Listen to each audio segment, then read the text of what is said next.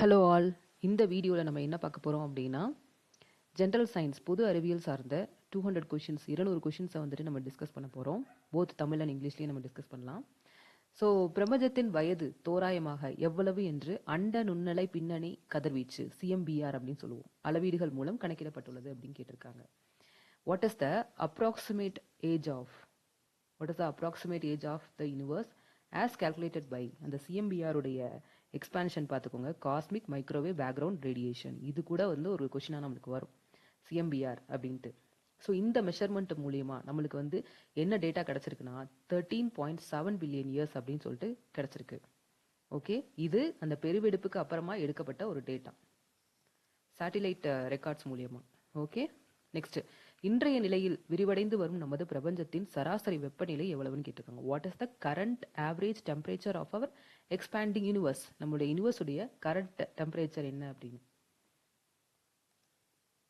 So நம்மளுடைய current temperature என்ன அப்படின்னு பார்த்தீங்கன்னா 2.725 கெல்வின். இது அந்த பெருவெடிப்பு நடந்த சமயத்தில் எவ்வளோ இருந்திருக்கு அப்படின்னு பார்த்தீங்கன்னா, நம்ம யூனிவர்ஸுடைய டெம்பரேச்சர் 3000 கெல்வின்ல இருந்திருக்கு. இது காலப்போக்கில் கொஞ்சம் கொஞ்சமாக டவுன் ஆகி எவ்வளோக்கு வந்து நிற்கிது? 2.725 கெல்வின்ல நிற்கிது. இது இன்னுமே கீழே போகும் அப்படின்னு தான் சொல்கிறாங்க. ஓகே, ஃப்ரீசிங் டெம்பரேச்சரை நோக்கி. ஓகே, நியூட்டன் முதல் இயக்க விதியின்படி ஒரு பொருளின் மீது செயல்படும் நிகர விசை சுழலியாக இருக்க போது அந்த பொருளின் வேகம் எவ்வாறு இருக்கும்னு கேட்டிருக்காங்க.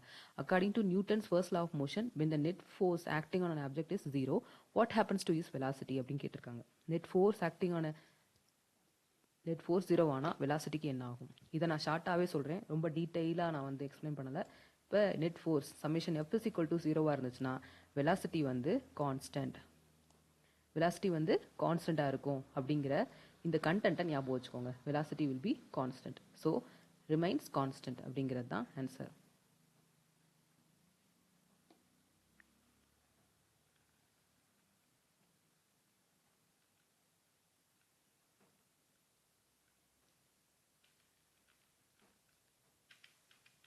அதே மாதிரி இந்த கொஷினில் பார்த்தீங்கன்னா, அந்த சமேஷன் F0 அப்படின்னா அந்த இடத்துல நம்ம ஃபோர்ஸே கொடுக்கல அப்படின்னு அர்த்தம்.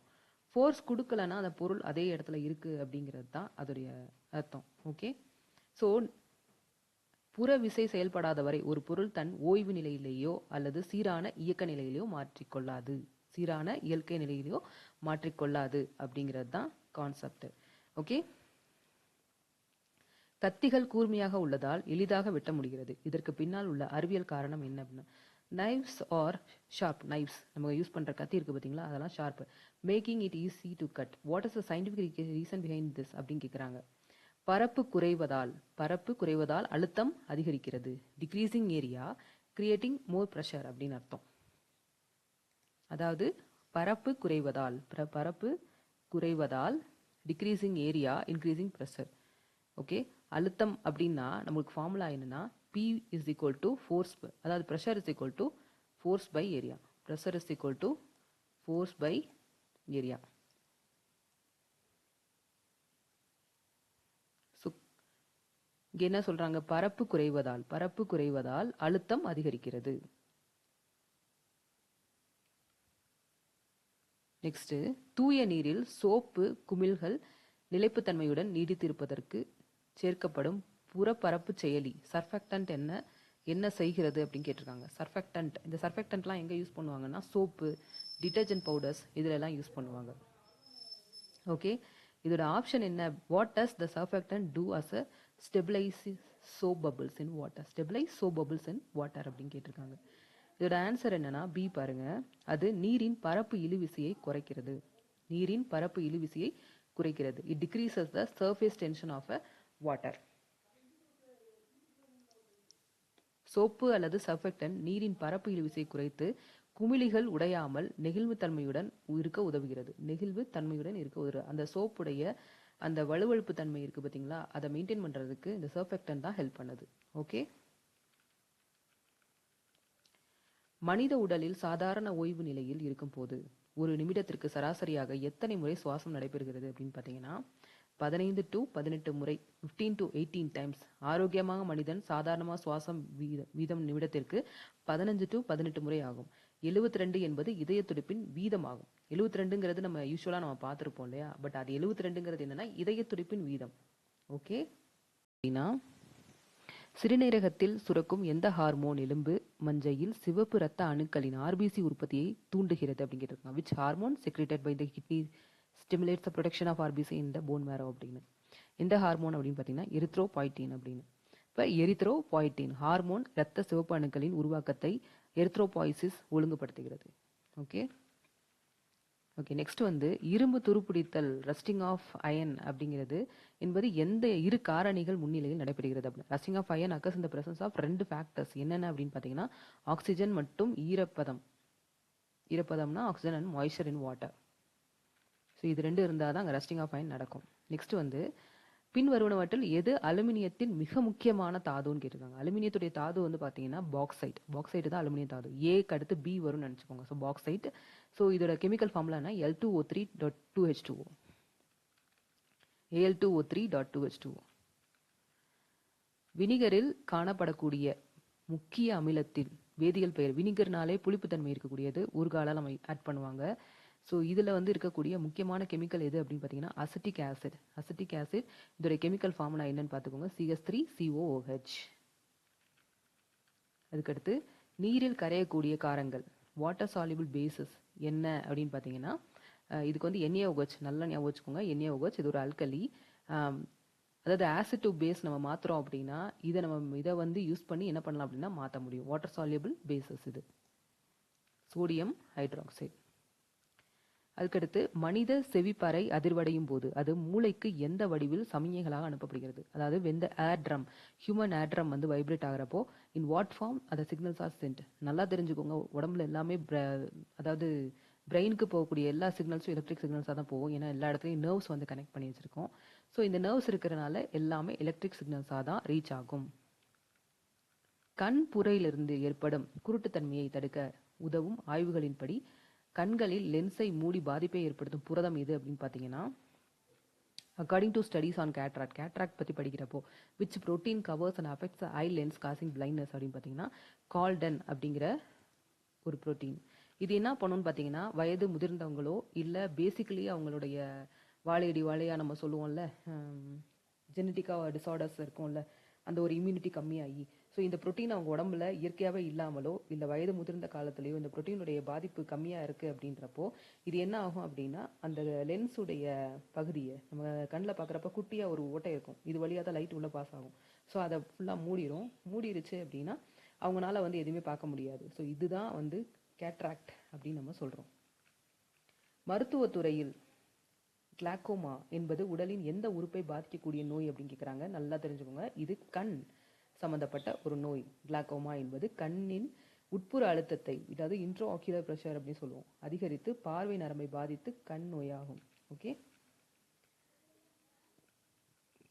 தாவர இனப்பெருக்கத்தில் பதியம் போடுதல் லேயரிங் முறையில் முக்கிய அம்சம் என்ன அப்படின்னு கேட்டிருக்காங்க. அதாவது what is the key feature of the layering method இந்த பிளான்ட் ப்ரொபகேஷன் அப்படின்னா தண்டு தாய் தாவரத்துடன் இருக்கும் போதே வேர்கள் தூண்டுவது. அதாவது inducing roots while the stem is attached to the parent plant.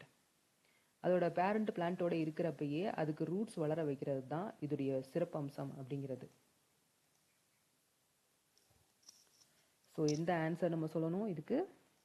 தண்டு தாய் தாவரத்துடன் இருக்கும் போதே வேர்கள் தூண்டப்படுவது. நெக்ஸ்ட், ஐரோப்பிய விஞ்ஞானிகள் ஒளியை விட அதிகமாக பயணிப்பதாக கண்டறிந்த துகள் எது ஆரம்பகால சோதனைகளில் விவாதிக்கப்பட்டது அப்படின்னு பார்த்தீங்கன்னா நியூட்ரினோஸ் தான் சொல்லியிருக்காங்க. ஆக்சுவலி CERN லேப் ஐரோப்பிய அணு ஆராய்ச்சி மையத்தில் இருக்கக்கூடிய CERN லேப்ல என்ன பண்ணியிருக்காங்கன்னா இதை பற்றி ஆராய்ச்சி பண்ணிக்கிட்டு இருக்கப்போ முதல்ல அவங்களுக்கு கிடைச்சது என்னன்னா ஒளியை விட வேகமாக பயணிக்கக்கூடியது நியூட்ரினோஸ் அப்படின்னு சொல்லியிருந்திருக்காங்க. இது வந்து என்ன ஆகும் அப்படின்னா நம்ம ஐன்ஸ்டைன் கண்டுபிடிச்ச நிறைய விஷயங்கள் வந்து அடி வாங்கும். அதனால மறுபடியும் அந்த சோதனையை செஞ்சு பார்க்குறப்போ இல்லை இது வந்து தவறு, நியூட்ரினோ வந்து அந்த மாதிரி ட்ராவல் பண்ணலை அப்படிங்கிற விஷயத்த வந்து கண்டுபிடிச்சு மறுபடியும் ரிப்போர்ட் பண்ணியிருக்காங்க. ஓகே. விவாதிக்கப்பட்ட ஒன்று பட் ஆனால் எக்ஸாக்டாக இருக்கா அப்படின்னா இல்லை. ஸோ த நெக்ஸ்ட் கொஸ்டின் என்ன அப்படின்னா ஓசோன் படலத்தில் ஓசோன் லேயர் மிகப்பெரிய ஓட்டை கண்டறியப்பட்ட பகுதி எது அப்படிங்கிறாங்க. Where was the largest hole இந்த ஓசன் லேயர் எங்கே வந்து கண்டுபிடிச்சிருக்காங்க அப்படின்னு பார்த்தீங்கன்னா ஆப்ஷன் சி, ஓவர் அண்டார்டிகா.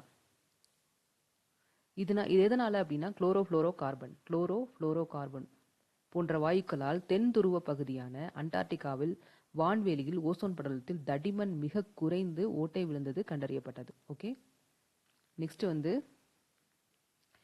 கருவுறாமைக்கான இன்ஃபர்டிலிட்டின்னு சொல்கிறோம்ல, சிகிச்சையில் பயன்படுத்தப்படும் லெட்ரோசோல் மருந்தை இந்திய அரசு தடை செய்ய விவாதித்ததன் காரணம் என்ன அப்படின்னா, why did the Indian government propose restriction on letrozole, a drug used in the infertility treatment ன்னு சொல்லி கேட்குறாங்க. இதனால அப்படின்னு பார்த்தீங்கன்னா, இது புற்றுநோய்க்கான மருந்தாக பரிந்துரைக்கப்படுகிறது. இது லெட்ரோசோல் வந்துட்டு புற்றுநோய்க்காக மருந்தாக அதாவது பரிந்துரைக்கப்பட்டதால இதை வந்து இதுக்கு யூஸ் பண்ணுறதை வந்து ஸ்டாப் பண்ணிட்டாங்க. It is primarily indicated for the breast cancer.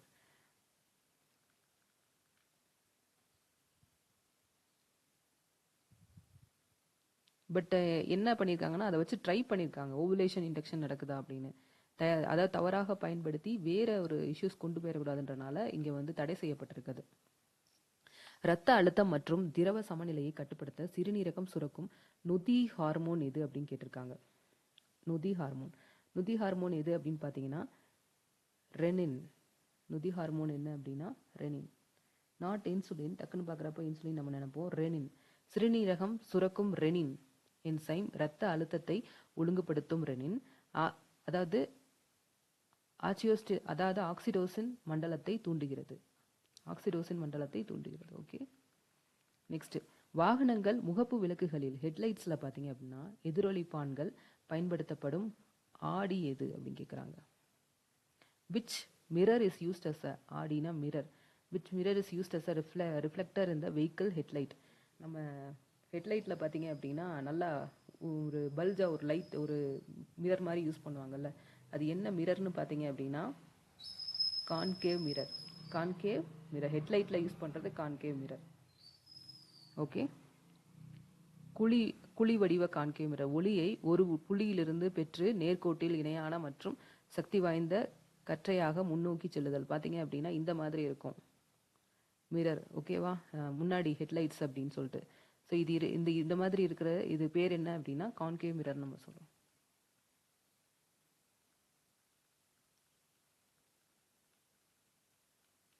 வாகனங்களின் பின்னோக்கி ரியல் வியூ மிரர் இருக்கு பார்த்தீங்களா, குவி ஆடி பயன்படுத்தப்படுவதன் காரணம் என்ன? Why convex lens used as a rear mirror அப்படின்னு பார்த்தீங்கன்னா, ரியர் மிரரில் பார்த்தீங்கன்னா சைட் வியூவில் இதுலலாம் பார்த்தீங்க அப்படின்னா கான்வெக்ஸ் லென்ஸ் யூஸ் பண்ணியிருப்பாங்க. அது கொஞ்சம் பல்ஜாக இருக்கும், தூரமாக இருக்கிறது கிட்ட காட்டும், பார்த்துருக்கீங்கல்ல, அதுதான். இது நேரான சிறிய பிம்பத்தை பரந்த பார்வை புலத்தை தரும். அதாவது it gives a erect diminished image and a wider field of view. இதுதான் முக்கியமான பாயிண்ட். அந்த மிரருடைய கேரக்டர், அது கான்வெக்ஸ் மிரருடைய கேரக்டர். ஒரு பொருளின் உந்த மாறுபாட்டு வீதம் அதன் மீது செயல்படும் விசைக்கு நேர்தகவில் இருக்கும். இது நியூட்டனின் எத்தனையாவது விதின்னு கேட்குறாங்க. அதாவது the rate of change of momentum of an object is directly proportional to the applied force which law அப்படின்னு கேட்டிருக்காங்க. ரேட் ஆஃப் சேஞ்ச் ஆஃப் மொமெண்டம்னாலே நியூட்டனின் 2ஆம் விதி தான், செகண்ட் லா. நியூட்டனின் 2ஆம் விதி, F is equal to ma formula நம்ம படிச்சிருப்போம்ல, இதுதான். ராக்கெட் ஏவுதலில் ராக்கெட் ப்ரொபல்ஷனில் நியூட்டனின் எந்த விதி பயன்படுத்தப்படுது அப்படின்னு பார்த்தீங்கன்னா நியூட்டனின் 3ஆம் விதி தான் பயன்படுத்தப்படுது. அந்த நியூட்டன் 3ஆம் விதியோட சேர்த்து law of conservation of linear momentum இதுவும் தான் யூஸ் பண்ணிட்டு இருக்காங்க.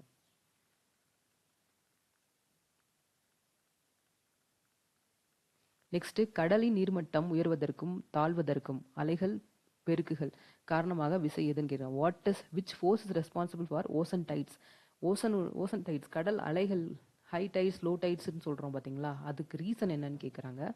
அதுக்கு ரீசன் என்ன பார்த்தீங்கன்னா சூரியன் மற்றும் சந்திரனின் ஈர்ப்பு விசை. நம்ம இந்த பௌர்ணமி சமயத்துலலாம் அலைகள் வந்து பெருசாக இருக்கும் அப்படின்னு சொல்கிறாங்கல்ல, அதை நல்லா ஞாபகம் வச்சுக்கோங்க. மனித உடலின் தலைமை சுரப்பி மாஸ்டர் கிளாண்டுன்னு சொல்லப்படுறது என்ன அப்படின்னா பிட்யூட்ரி கிளாண்ட். மாஸ்டர் கிளாண்டுன்னு சொல்கிறது பிட்யூட்ரி கிளாண்ட். மாஸ்டர் கிளாண்டுங்கிறது பிட்யூட்ரி கிளாண்ட்.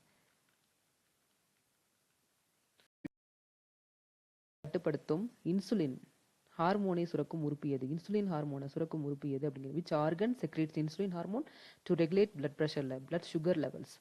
சுகர் லெவலை மெயின்டைன் பண்ணுறது பார்த்தீங்க அப்படின்னா பான்கிரியாஸ், கணையம்.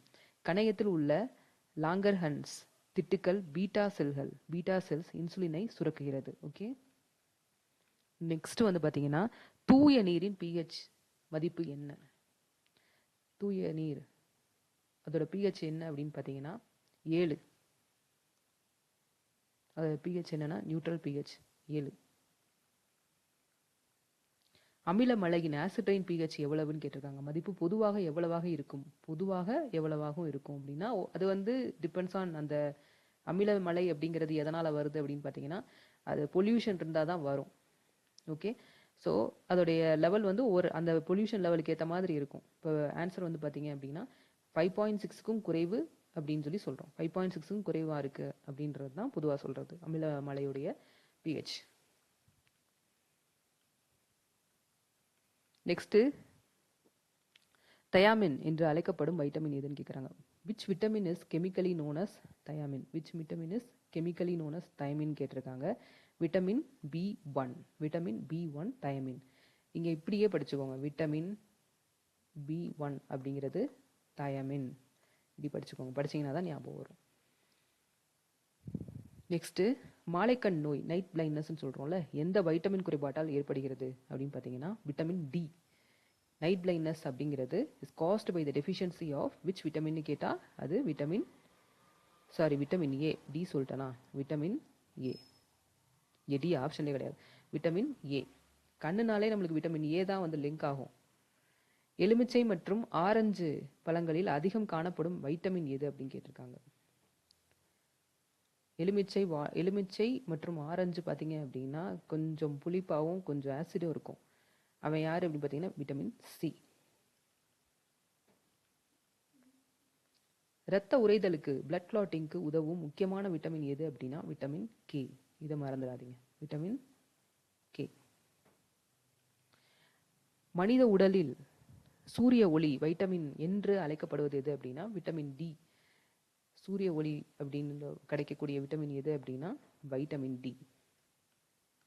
நெக்ஸ்ட் செல்லின் ஆற்றல் நிலையம், powerhouse of the cell என்று அழைக்கப்படுவது உட்குறிப்பு உறுப்பு எது அப்படின்னு கேட்டிருக்காங்க. Which organelle is called the powerhouse of the cell அப்படின்னு கேட்டிருக்காங்க.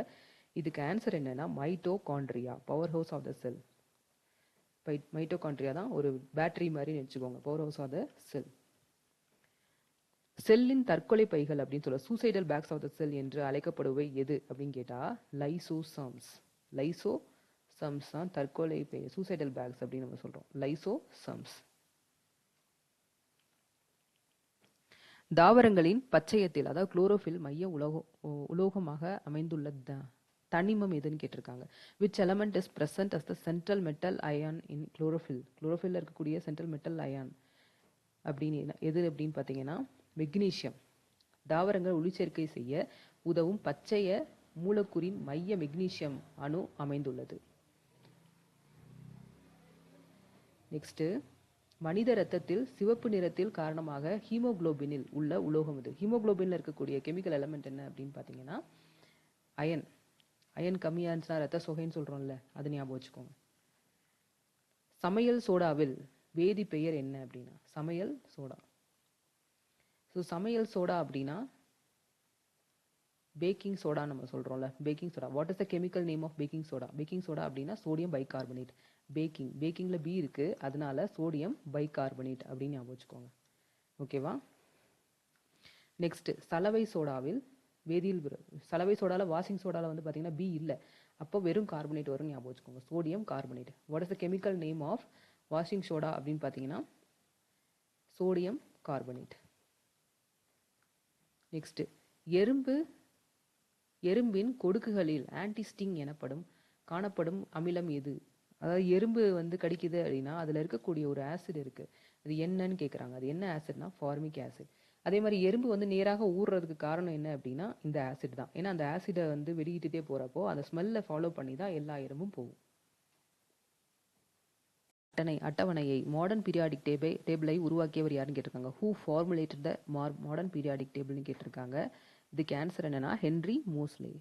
ஹென்றி மோஸ்லே தான் மாடர்ன் பீரியாடிக் டேபிளுடைய ஃபவுண்டர். ஓகே, உருவாக்கியவரே அவர் தான். ஒளியின் செறிவை, அதாவது இன்டென்சிட்டி ஆஃப் சவுண்டு, எந்த லீன்னு பார்த்துக்கோங்க. இந்த லீ போட்டிருந்து குண்டு லீ போட்டிருந்துச்சு அப்படின்னா அது என்னதுன்னா சவுண்டு. ஒளியின் செறிவை அளவிடும் அலகு எது அப்படின்னு கேட்குறாங்க. ஹெட் டெசிபிள், ஹெட்ஸு சொல்லக்கூடாது, ஃப்ரீக்வன்சி வந்து ஹெட்ஸு, டெசிபிள் சவுண்டை வந்து மெஷர் பண்ணுறது decibel. What is the unit measure the intensity of sound அப்படின்னா டெசிபிள். ஹெட்ஸ் வந்து ஃப்ரீக்வன்சி, வாட் வந்து பவர், இது வந்து எனர்ஜி. ஓகே,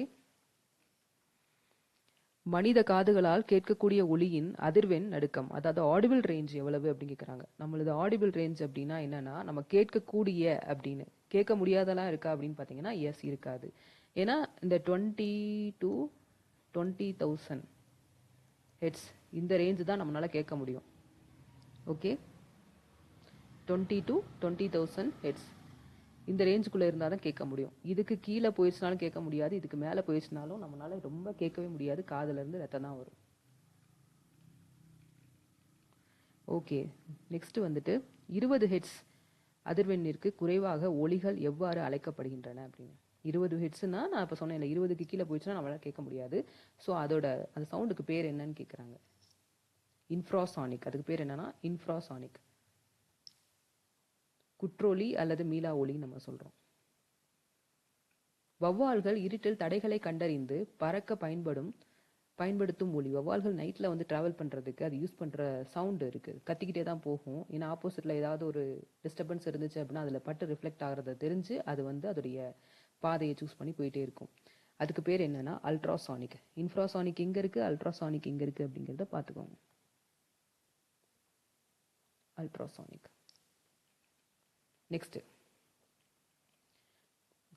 நெக்ஸ்ட் வந்துட்டு திரவங்களின் அடர்த்தியை கண்டறிய பயன்படுத்தும் கருவி எது? Which instrument is used for the density and specific gravity of the liquid? Density and specific gravity கண்டுபிடிக்கிறதுக்கு எது அப்படின்னா ஹைட்ரோமீட்டர். ஹைட்ரோனாலே லிக்விடு ஞாபகம் வச்சுக்கோங்க. ஹைட்ரோனாலே என்ன சொல்லுங்க, லிக்விடு ஞாபகம் வச்சுக்கோங்க. ஸோ லிக்விட் ஞாபகம் வச்சுக்கோங்க. லிக்விடை மெஷர் பண்ணுறது எது அப்படின்னா ஹைட்ரோமீட்டர். ஈஸியாக நம்மளுக்கு ஞாபகம் வந்துடும். பாலின் தூய்மையை கண்டறிய பயன்படுத்தப்படும் குறிப்பிட்ட திரவமானி எது? குறிப்பிட்ட திரவமானி எது அப்படின்னா சி, லாக்டோமீட்டர். மில்கில் வந்து லாக்டிக் ஆசிட் இருக்குது, அதனால லாக்டோமீட்டர்னு அதுக்கு பேர் இருக்கும். மில்க் சம்மந்தமாக வருது எல்லாமே லாக்டோபேசிலஸ் இந்த மாதிரி தான் வரும். வளிமண்டல அழுத்தத்தை அட்மாஸ்பியரிக் ப்ரெஷர் அளவிட பயன்படும் கருவி எது? அதாவது which instrument is use to measure the atmospheric ப்ரெஷர்னு கேட்குறாங்க. அதாவது பாரோமீட்டர்.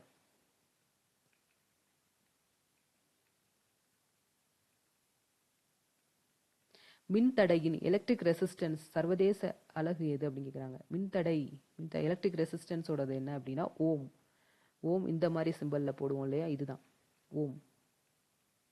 நெக்ஸ்ட்டு, மின்சாரத்தை மிகச்சிறந்த முறையில் கடத்தும் உலோகம் எது? மின்சாரத்தை மிகச்சிறந்த முறையில் கடத்தும் எது அப்படின்னா சில்வர் வந்து அதாவது பெஸ்ட் கண்டக்டர்னே சொல்லலாம். Which metal is the best conductor of electricity அப்படின்னு கேட்டால் சில்வர்.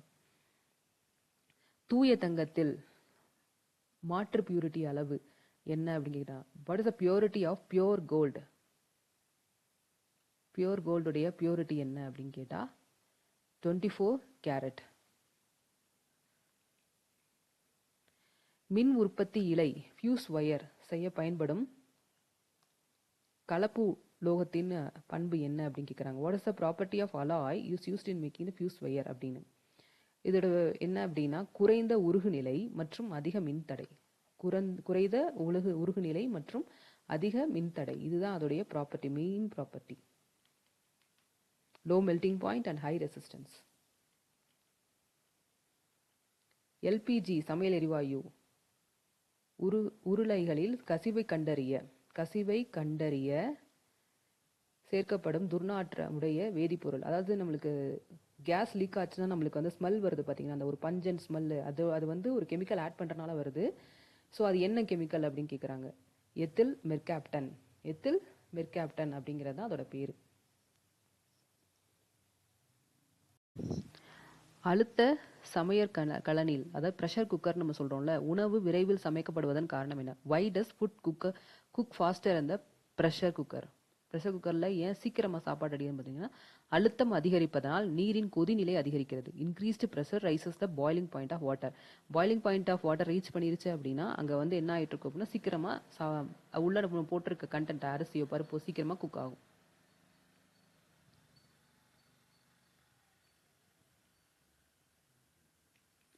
நெக்ஸ்ட்டு பனிக்கட்டியின் மீது உப்பு சோடியம் குளோரைடு சேர்க்கப்படும் போது அதன் உருகு நிலை என்ன ஆகும் அப்படிங்கிற. What happens to the melting point of the ice when salt is added to it அப்படின்னு கேட்குறாங்க. அது என்ன ஆகும் அப்படின்னா உருகு நிலை வந்து டிக்ரீஸ் ஆகும் அப்படின்னு சொல்கிறாங்க. உப்பு வந்து பனிக்கட்டியில் உருகு நிலையை குறைக்கிறது. உறைநிலை தாழ்வு அப்படின்னா ஃப்ரீசிங் பாயிண்ட் டிப்ரெஷன் நம்ம சொல்லுவோம் அந்த விளைவை. இதனால் ஐஸ்கிரீம் தயாரிப்பில் உரை கலவையாக பயன்படுத்தப்படுகிறது. நெக்ஸ்ட் வந்து கண்ணீர் புகைக்குண்டுகளின் டியர் கேஸ்ன்னு சொல்கிறோம்ல பயன்படுத்தப்படும் முதன்மை வேதிப்பொருள் என்ன அப்படின்னு கேட்குறாங்க. What is a primary chemical used in tear gas அப்படின்னு பார்த்தீங்கன்னா phenacyl chloride, chloroacetophenone, phenacyl chloride அல்லது குளோரோ அசிட்டோஃபினோன். சிஎஸ் கேஸ் கண்ணில் உள்ள நரம்புகளை தூண்டி எரிச்சல் அடைய வைக்கும் நம்மளுக்கு. ஓகே, சிரிப்பூட்டும் வாயு லாஃபிங் கேஸ் என்று அழைக்கப்படுவது நம்மளுக்கு தெரியும். Which gas is commonly known as லாஃபிங் கேஸ் அப்படின்னா நைட்ரஸ் ஆக்சைடு N2O அப்படின்னு சொல்லுவோம். எல்லாமே அந்த நரம்பை ஸ்டிமுலேட் பண்ணி நம்மளை அந்த சென்ஸை கொண்டு வரணுன்றதுக்காக தான். இந்த கேஸை நம்ம சுவாசிக்கிறப்ப என்ன ஆகும் அப்படின்னா சிரிப்பு வரும்னு சொல்லுவோம்ல. லாஃபிங் கேஸ் அப்படிங்கிறது சிரிப்பு தூண்டுறது தான். தீயணைப்பான்களின் ஃபயர் எக்ஸ்டிங்யூசரில் பயன்படுத்தப்படும் முதன்மையான வாயு எது அப்படின்னு கேட்குறாங்க. Which gas is primarily used in the fire extinguisher? Carbon dioxide gas. Next, மனித உடலின் மிகப்பெரிய உறுப்பு எது? லார்ஜஸ்ட் ஆர்கன் எது அப்படின்னு பார்த்தீங்கன்னா ஸ்கின். லார்ஜஸ்ட் ஆர்கன் என்னன்னு சொல்லணும்? ஸ்கின்னு சொல்லணும். நெக்ஸ்ட், மனித உடலின் மிகப்பெரிய சுரப்பி எது? மிகப்பெரிய கிளாண்ட் எது அப்படின்னு கேட்டிங்கன்னா லிவர், கல்லீரல்.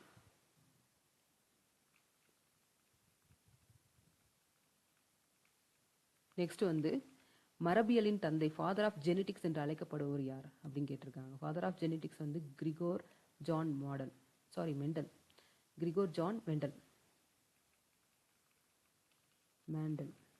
மேண்டல்னு சொல்லுவாங்க.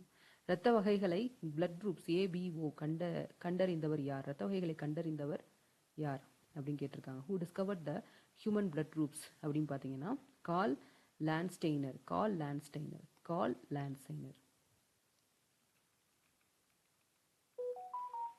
நெக்ஸ்ட், இரத்த ஓட்ட மண்டலத்தை சர்க்குலேட்டரி சிஸ்டம் கண்டறிந்தவர் யார்?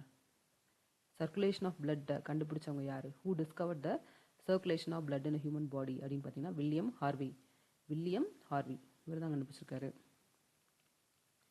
உலகில் முதல் பெரியம்மைக்கான தடுப்பூசியை கண்டறிந்தவர் யார் அப்படின்னு பார்த்தீங்கன்னா who discovered the world's first vaccine for small box அப்படிங்கிறப்போ Edward Jenner.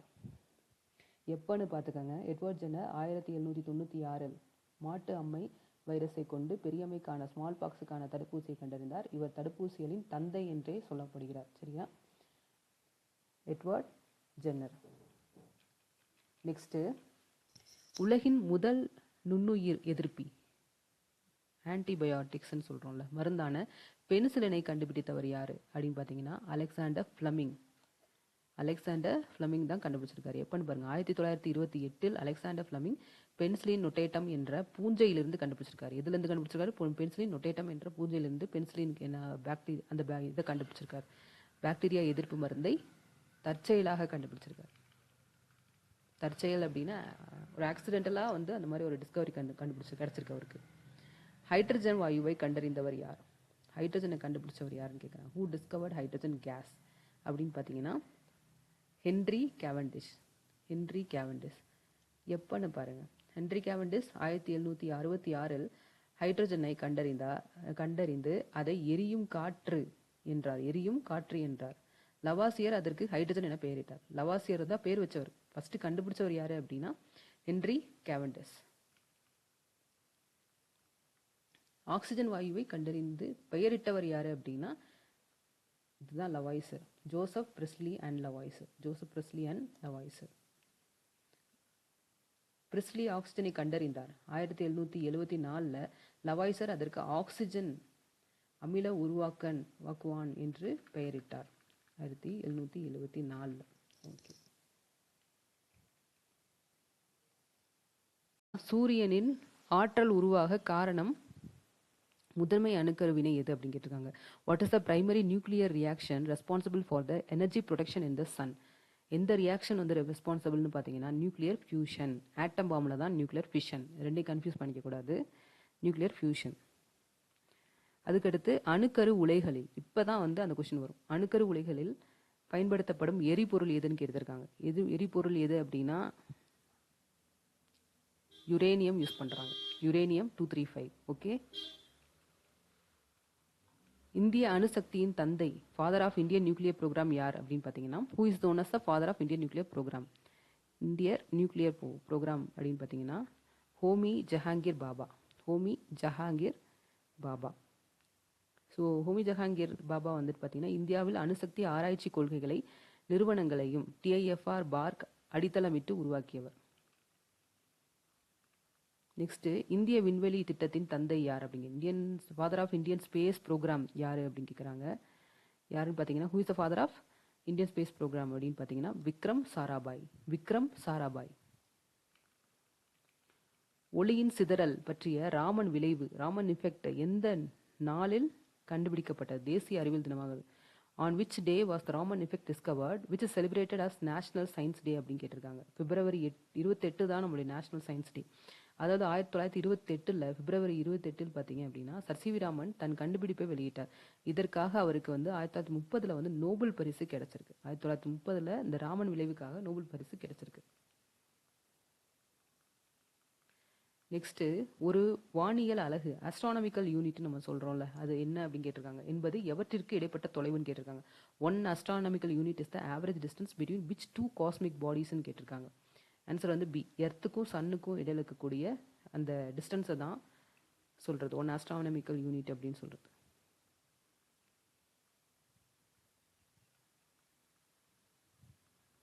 Next ஒளியாண்டு light year என்பது எதனுடைய அலகு அப்படின்னா light year is the unit of which physical quantity அப்படிங்கிறாங்க. டிஸ்டன்ஸ். ஒளி ஒரு ஆண்டில் காற்றிட வெளியில் பயணிக்கும் தொலைவு ஒளியாண்டு எனப்படும். இது விண்வெளி தொலைவுகளை அளவிட பயன்படுகிறது. நெக்ஸ்ட் முன்னோட்டத்தை அளவிட பயன்படும் கருவி எது? ஸோ மின்னோட்டத்தை. Which instrument is used to measure the electric current? மின்னோட்டத்தை கண்டுபிடிக்கிறதுக்கு எது அப்படின்னு பார்த்தீங்கன்னா கரண்ட்டை மெஷர் பண்ணுறது. வோல்ட்மீட்டர் வந்து வோல்டேஜ் மெஷர் பண்ணும். கரண்ட்டை மெஷர் பண்ணுறது அம்மீட்டர். கேல்னோமீட்டர் அப்படிங்கிறது ஜீரோ டிஃப்ளெக்ஷன் வந்து சொல்லுவோம். 2 பக்கம் டிஃப்ளெக்ஷன் காட்டும், ஜீரோவில் நிற்கும் அந்த முள்ளு, நீங்கள் பார்த்துருப்பீங்க. வாட் மீட்டர் வந்து பவர். மின் சுற்றின் பாயும் மின்னோட்டத்தை கரண்ட் அண்ட் ஆம்பியர் அளவிட பயன்படுத்துகிறது. ஓகே. நெக்ஸ்ட் மின்னழுத்த வேறுபாட்டை பொட்டன்ஷியல் டிஃபரன்ஸ் அளவிட பயன்படும் கருவி இது. பொட்டன்ஷியல் டிஃபரன்ஸ் அதான் வோல்ட்மீட்டர். பொட்டன்ஷியல் டிஃபரன்ஸ் வோல்டேஜ்ங்கிறது என்னன்னா potential difference between the 2 points நம்ம சொல்லுவோம், அதுதான் வோல்ட்மீட்டர்.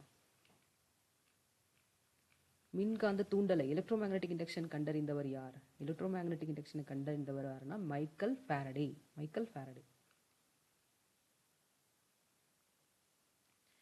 மின்மாற்றி டிரான்ஸ்ஃபார்மர் எந்த தத்துவத்தின் அடிப்படையில் செயல்படுகிறது? விச் பிரின்சிபல் டிரான்ஸ்ஃபார்மர் ஒர்க்ஸ்ன்னு கேட்டிருக்காங்க. எந்த பிரின்சிபல் பார்த்தீங்கன்னா மியூச்சுவல் இண்டக்ஷனில் தான் ஒர்க் ஆகுது டிரான்ஸ்ஃபார்மர். எக்ஸ் கதிர்களை கண்டறிந்தவர் யார்? ஹூ டிஸ்கவர்ட் எக்ஸ்ரேஸ் அப்படின்னு கேட்டிருக்காங்க. WC Röntgen.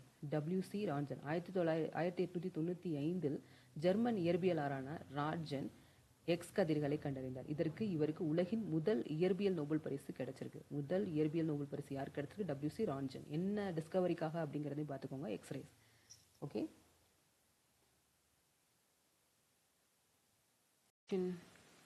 நெக்ஸ்ட் கொஸ்டின் என்னன்னா இயற்கை கதிரியக்கத்தை நேச்சுரல் ரேடியோ ஆக்டிவிட்டியை தற்செயலாக கண்டறிந்தவர் யார் அப்படின்னு சொல்லி கேட்டிருக்காங்க. யார் who accidentally discovered natural radio activity அப்படின்னு பார்த்தீங்கன்னா ஹென்ரி பெக்குரல். அது எப்போன்னு பாருங்கள், 1896 ஹென்ரி பெக்குரல் யுரேனியம் உப்புகளை வச்சு அவர் வந்து ஒரு எக்ஸ்பெரிமெண்ட் பண்ணிட்டு இருந்திருக்காரு. அப்போ வந்து அந்த ஃபிலிமை வந்து அப்படி சுத்தமாக அந்த யுரேனியம் யூஸ் பண்ண அந்த உப்பு இருக்குது பார்த்தீங்களா, அது ஃபுல்லாக சாப்பிட்ருக்கு. ஸோ அதை வச்சு தான் அவர் என்ன பண்ணியிருக்காருன்னா ரேடியோ ஆக்டிவிட்டியை அவர் ஃபஸ்ட்டு நோட் பண்ணி சொல்லியிருக்காரு. ஓகே, கதிர் இயக்கத்தின் சர்வதேச எஸ்ஐ யூனிட் என்ன அப்படின்னு சொல்கிறாங்க கேட்குறாங்க. What is the SI unit of radioactivity? Becquerel அப்படிங்கிறது தான் அந்த யூனிட். கண்டுபிடிச்ச ஒரு பேரை வச்சுருக்காங்க. பழமையான பேர் இது அப்படின்னா கியூரி என்றாலும் அதன் தற்போதைய அதிகாரப்பூர்வ எஸ்ஐ யூனிட் என்ன அப்படின்னா பெக்குரல், பிக்யூ அப்படின்னு யூஸ் பண்ணுவோம். எப்படி யூஸ் பண்ணுவோம்? பிக்யூ.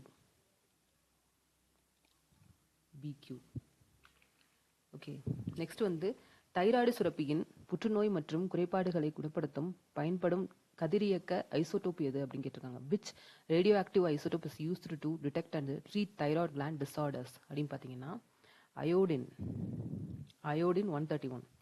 அயோடின் 131 தான் தைராய்டு சுரப்பி. இதை வந்து தைராய்டு சுரப்பிக்கும் சரி புற்றுநோய்க்கும் அதை யூஸ் பண்ணி சரி பண்ணுறாங்க. தொல்பொருள் மற்றும் படிமங்களின் வயதை கணக்கிட பயன்படும் முறை எது? Which method is used to determine the age of archaeological artifacts and fossils அப்படின்னு பார்த்தீங்கன்னா கதிரியக்க கார்பன் 14 டேட்டிங் அப்படின்னு சொல்லுவாங்க, ரேடியோ கார்பன் டேட்டிங் அப்படின்னு சொல்லுவாங்க. ஓகே, ஸோ கார்பன் 14 ஐசோடோப்பை வச்சு அரை ஆயுட்காலத்தை அடிப்படையாக கொண்டு ஹாஃப் லைஃப் பீரியட்னு சொல்கிறோம் இல்லையா, அதை அடிப்படையாக கொண்டு இறந்த தாவரங்கள், விலங்குகள் மற்றும் தொல்பொருட்களின் வயதை வந்து கண்டுபிடிக்கிறாங்க. நெக்ஸ்ட், தாவரங்களின் தண்டு பகுதியில் ஒளியை நோக்கி வளர்வது எவ்வகை இயக்கம் அப்படின்னு சொல்லி. The growth of plant shoots towards light is which type of movement? Towards light அப்படின்னா இப்போ தரையில் இருக்குன்னு வச்சுக்கோங்களேன், டுவர்ட்ஸ் லைட்னா மேல் நோக்கி வளருது பாருங்க, அதுதான் பாசிட்டிவ் ஃபோட்டோட்ரோபிசம். தாவர பாகங்கள் ஒளியின் தூண்டுதலுக்கு ஏற்ப ஒளி இருக்கும் திசையை நோக்கி வளர்வது நேர் ஒளிச்சார்பு அசைவு எனப்படும். ஒளிக்கு ஆப்போசிட் அப்படின்னா கிரவுண்ட்குள்ளே போக ஆரம்பிச்சிச்சுன்னா ஆப்போசிட்டாக போகுதுன்னு அர்த்தம் இல்லையா. தாவரங்களின் வேர்கள் கீழ் நோக்கி மண்ணிற்குள் வளருவது எவ்வகை இயக்கம் அப்படின்னு கேட்குறாங்க. இப்போதான் நம்ம பார்த்தோம் இல்லையா, the downward growth of plant roots into the soil is an example of அப்படின்னு கேட்குறாங்க. Positive geotropism. மேல் நோக்கி வளர்ந்தா என்ன, கீழ் நோக்கி வளர்ந்தா என்ன, இது பாசிட்டிவ் ஜியோட்ராபிசம். அது என்ன? பாசிட்டிவ் ஃபோட்டோட்ராபிசம். ஃபோட்டோனாலே என்னன்னா லைட்டு அப்படின்னு ஞாபகம் வச்சுக்கோங்க. அப்போ உங்களுக்கு மறக்காது. லைட்டை தேடி போகிறது ஃபோட்டோட்ராபிசம், கீழ் நோக்கி போகிறது ஜியோட்ராபிசம். ஓகே, நெக்ஸ்ட் வந்து தொட்டா சுருங்கி மிமோசா புடிகா தாவரத்தின் இலைகளை தொட்டவுடன் சுருங்குவது எவ்வகை இயக்கம்? The closing of leaves of mimosa pudica upon touching is which type of movement அப்படின்னு கேட்குறாங்க. அதாவது திக்மோன்ஸ்டி சைஸ்மோனாஸ்டி அப்படின்னு சொல்லுவோம். நடுக்கமுறு வளைதல், தொடு வளைதல். தொடுதல் என்ற திசையற்ற தூண்டுதலால் இலைகளின் அடிப்பகுதியில் உள்ள டர்கர் அழுத்தம் செய்யப்பட்டு அதில் மாறி இலைகள் சுருங்குவது நடுக்கமுறு வளைதல் எனப்படும்.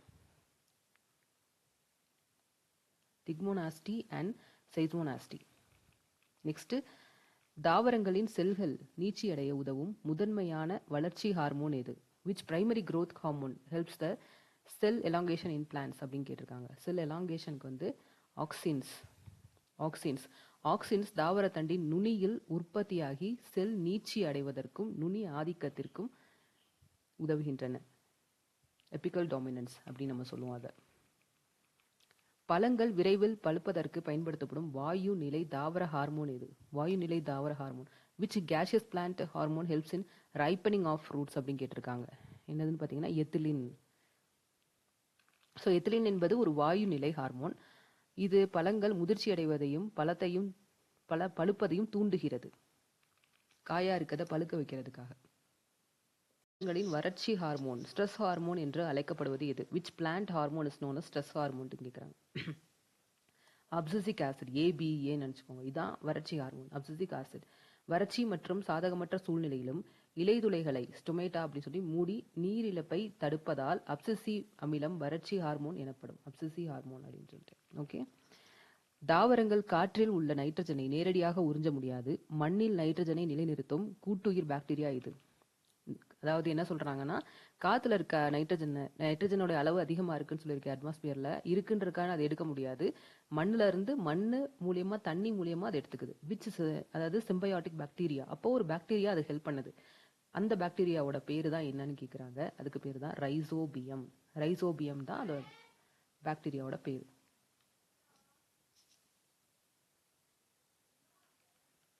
ஓகே.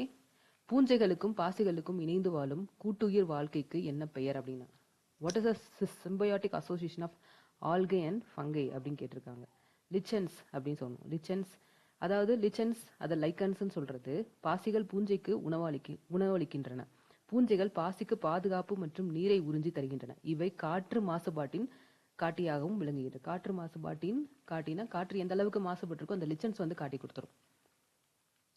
5 உலக வகைப்பாட்டை 5 கிங்டம் கிளாசிபிகேஷன் அறிமுகப்படுத்தியவர் யார்? Who proposed the 5 kingdom classification அப்படின்னு பார்த்தீங்கன்னா ஆர்ஹெச் விட்டாக்கர்.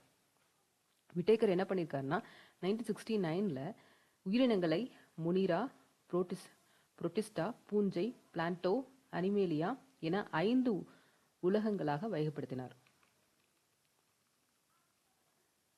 வகைப்பாட்டியலின் தந்தை, ஃபாதர் ஆஃப் டாக்ஸானமி என்று அழைக்கப்படுபவர் யார்? Who is the father of taxonomy அப்படின்னு கேட்டிருக்காங்க. Carl Linnaeus. உயிரினங்களுக்கு இரு சொல் பெயரிடும் முறையை பைனாமியல் நாமன்கிளேச்சர் அப்படின்னு சொல்லுவோம். பைனாமியல் அப்படின்னா 2 பேரை வச்சு சொல்றது. உலக அளவில் முறைப்படுத்தியால் வகைப்பாட்டின் தந்தை என எனப்படுகிறார். டாக்ஸானமியுடைய ஃபாதர்னு சொல்றது. மனிதனின் அறிவியல் பெயர், சயின்டிபிக் நேம் ஆஃப் ஹியூமன் என்ன அப்படின்னு கேட்டோம். நம்மளுக்கு தெரியும். What is the scientific name of human கேட்டால் ஹோமோசேப்பியன்ஸ் அப்படின்றது நம்மளுக்கு ஈஸியாக சொல்லிடுவோம். ஏன்னா ரொம்ப ஃபெமிலியரான வார்த்தை தான். நீரின் வாழும் தவளைகள் எதன் மூலம் சுவாசிக்கின்றன? How frogs breathe when they are inside the water? அதாவது மாய்ஸ்ட் ஸ்கின், ஈரப்பத தோல் மூலியமா. தவளைகள் இருவாழ்வியல். அது வந்து நிலத்திலும் வாழும் நீரிலும் வாழும். தங்கள் ஈரப்பதமான தோல் மூலம் குட்டானியஸ் ரெஸ்பிரேஷன் சுவாசிக்கின்றன. குட்டானியஸ் ரெஸ்பிரேஷன் மூலியமா இது வந்து என்ன பண்ணுது அப்படின்னா சுவாசித்தல் திறனை வச்சுக்குது. பூச்சிகளின் இன்செக்ட்ஸின் உடலில் சுவாசம் தடையின்றி நடக்க உதவும் சூழல் மண்டலம் எது? Which respiratory system in insects? Respiratory system பார்த்தோம் அப்படின்னா ட்ரக்கியல் சிஸ்டம். என்ன சிஸ்டம்? Tracheal system. மூச்சுக்குழல் மண்டலம். பூச்சிகளின் உடலில் ஸ்பைரக்கிகள் எனப்படும் துளைகள் அவற்றுள் இணைந்து மூச்சுக்குழல்களும் ட்ரக்கியா நேரடியாக திசுக்களுக்கு ஆக்சிஜனை கடத்துகின்றன. ஓகே. இரத்த சிவப்பணுப்புகள் அதாவது ஆர்பிசி வாழ்நாள் காலம் எவ்வளவு? அதோடைய லைஃப் ஸ்பேன் நம்ம சொல்லுவோம். லைஃப் ஸ்பேன் ஆஃப் ஆர்பிசி செல்லின் எவ்வளவுன்னு கேட்டிருக்காங்க. 120 டேஸ். இதை மறக்கக்கூடாது. 120 டேஸ் ரொம்ப ரொம்ப முக்கியமானது. உடலின் போர் வீரர்கள் என்று அழைக்கப்படும் இரத்த அணுக்கள் எவை அப்படின்னா WBC தான் நம்ம சொல்லுவோம். போர் வீரர்கள்னு சொல்றது WBC. which blood cells are known as soldiers of body அப்படின்னு கேட்டோம்னா WBC, white blood cells. இரத்த தட்டணுக்களின் பிளாட்டிலேட்ஸ் தன்மை அதாவது முதன்மை பணி என்னன்னு கேட்டிருக்காங்க. What is the primary function of blood platelets? த்ரோம்போசைட்ஸ்னு சொல்லப்படுற பிளட் பிளாட்டிலேட்ஸ் உடைய பிரைமரி ஃபங்க்ஷன் என்ன அப்படின்னு பார்த்தீங்கன்னா பிளட் க்ளோட்டிங், இரத்தம் உறைதல். உடலில் காயம் ஏற்படும் போது இரத்த தட்டணுக்கள் உடைந்து த்ரோம்போபிளாஸ்டினை வெளிப்படுத்தி இரத்தம் உறைதலுக்கு பிளட் கிளாட்டிங்க்கு வழிவகுக்கின்றன. பிளட் கிளாட்டிங் இல்லைன்னா என்ன ஆகும்னு பார்த்துக்கோங்க. பிளட் வெளியேறிட்டே இருக்கும். அனைவரிடம் இருந்து ரத்தம் பெறுவோர், யூனிவர்சல் ரெசிபியன்ட் அப்படின்னு சொல்றது யாரு? அதாவது குரூப் வச்சு சொல்லணும்.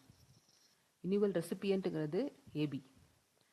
அனைவருக்கும் ரத்தம் வழங்குவோர் யாரு அப்படின்னு பார்த்தீங்கன்னா O positive. Who is the donor யாரு அப்படின்னு பார்த்தீங்கன்னா குரூப் O. ரெசிபியன்ட் யாருன்னா AB.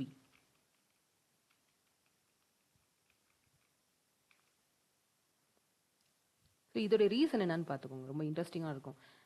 O வகை இரத்த சிவப்பணுக்களின் மேல் ஆன்டிஜென்ஸ் இல்லாததால் இந்த இரத்தம் பெறுவோரின் உடலில் எந்த பாதிப்பையும் ஏற்படுத்தாது. மனித இதயத்தின் இதயம் என்று அழைக்கப்படும் இயற்கை.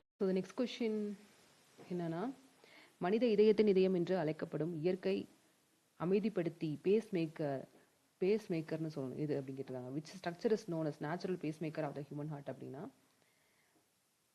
எஸ்ஏ நோடுன்னு சொல்லணும். SA node sino atrial node அப்படின்னு சொல்லுவோம். அதாவது வலது ஏற்றறியத்தில் உள்ள எஸ்ஏ கணு அல்லது எஸ்ஏ நோடுங்கிறது என்ன செய்யணும்னா இதய துடிப்பிற்கான மின் தூண்டுதல்களை தாமாகவே உருவாக்குவதால் அது இயற்கை பேஸ் மேக்கர் எனப்படும். இயற்கை நேச்சுரல் பேஸ் மேக்கர்னு சொல்றது எஸ்ஏ நோடு அப்படின்னு. சாதாரண மனிதனின் ஆரோக்கியமான இரத்த அழுத்தத்தின் பிளட் ப்ரெஷர் மதிப்பு என்னன்னு கேட்குறாங்க. வாட் இஸ் நம்ம பிளட் ப்ரெஷர் எடுத்தோம்னா அதிலே காமிச்சிருப்பாங்க அந்த ஒரு ரிப்போர்ட்டில். What is the normal healthy blood pressure value of the human beings அப்படின்னு பார்த்தீங்கன்னா 120/80 mmHg.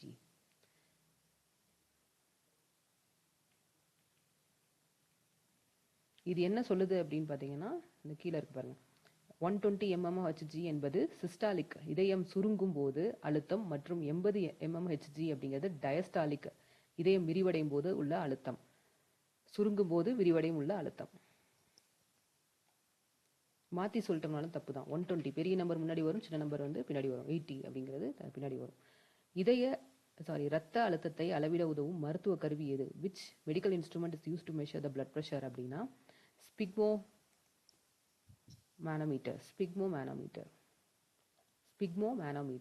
ஸ்பிக்மோமேனோமீட்டர் என்பது கையில் பட்டை கட்டி நம்ம வந்து ஹாஸ்பிட்டல் போனோடனே ப்ரெஷர் செக் பண்ணுவாங்க பார்த்தீங்களா, கையில் ஒரு பேண்டு மாதிரி போட்டு விட்டு அப்புறம் ஒரு பபுள் மாதிரி இருக்கும், அதை பிடிச்சி ப்ரெஷ் பண்ணிட்டே இருப்பாங்க.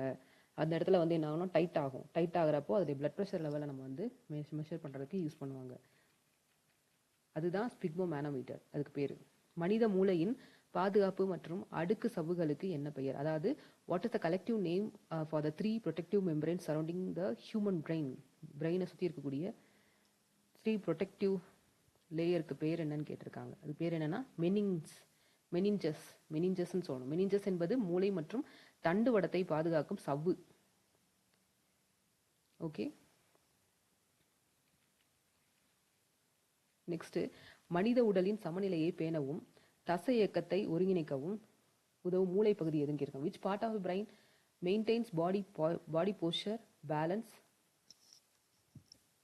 அண்ட் கோஆர்டினேட்ஸ் மஸ்குலர் மூமெண்ட்ஸ் அப்படின்னு பார்த்தீங்கன்னா செரிபெல்லம். சிறு மூளைன்னு சொல்ற செரிபெல்லம் உடலின் இயக்க சமநிலையை ஈக்குலிபிரியத்தை வந்து கட்டுப்படுத்தி அது மெயின்டைன் பண்ணிட்டு இருக்கு. மனித உடலின் ஆட்டோமேட்டிக் செயல்பாடுகளாக சுவாசம், இதய துடிப்பு மற்றும் உமிழ்நீர் சுரத்தல் ஆகியவற்றை கட்டுப்படுத்தும் மூளையின் பின்பகுதி எதுன்னு கேட்டிருக்காங்க. Which part of the brain controls involuntary actions like respiration, heart beat and salivation அப்படின்னு பார்த்தீங்கன்னா மெடுலா ஒப்ளங்கேட்டா அல்லது முகுளம் என்பது முக்கிய தன்னிச்சையற்ற செயல்களை கட்டுப்படுத்தும் சுவாச மற்றும் நரம்பு மையங்களை கொண்டுள்ளது. நெக்ஸ்ட் பார்த்தீங்கன்னா மனித உடலில் அவசரகால ஹார்மோன், எமர்ஜென்சி ஹார்மோன் சொல்லுவோம்ல, சண்டையிட அல்லது பறத்தல் ஹார்மோன் என அழைக்கப்படுவது எது? Which hormone is known as the emergency hormone, fight or flight hormone அப்படின்னு சொல்றது அட்ரினலின் இல்லாட்டி இஃபைஃபெரின் அப்படின்னு சொல்றோம். கோபம், பயம், மன அழுத்தம் போன்ற அவசர நிலை, இதை தான் அவசர நிலைன்னு சொல்றோம். அட்ரினலின் சுரப்பியின் மெடுலா பகுதியிலிருந்து, மெடுலா ஒப்ளங்கேட்டா பகுதியிலிருந்து அட்ரினல் சுரந்து உடலில் எதிர்கொள்ள தயார் செய்கிறது. ஓகே, ஆண்களின் 2ஆம் நிலை பாலின பண்புகளுக்கு காரணமான ஆண்ட்ரோஜன் ஹார்மோன் எது அப்படின்னா which androgen hormone is responsible for secondary sexual characteristics in male அப்படின்னு கேட்டிருக்காங்க. எதுன்னு பார்த்தீங்கன்னா டெஸ்டோஸ்டெரோன்.